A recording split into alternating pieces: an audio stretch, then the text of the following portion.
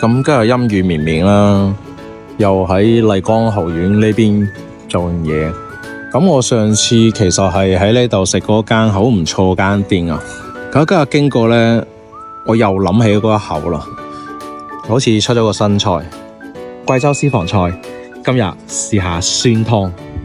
咁今日試下個酸湯牛肉啦，先要咗啖湯，咁就飲下啲湯先啦。佢呢度嘅酸湯牛肉咧係唔辣嘅，亦都唔係好酸。即係當然咧，我係話唔好咁酸啦，因為我驚我食唔到啊。正。咁佢呢一個套餐咧係有新鮮嘅豬紅啦，仲有呢啲應該係魔芋嘛，當然仲有牛肉。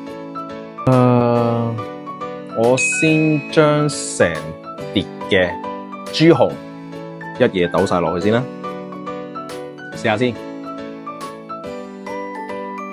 佢係唔需要剪啲調味料，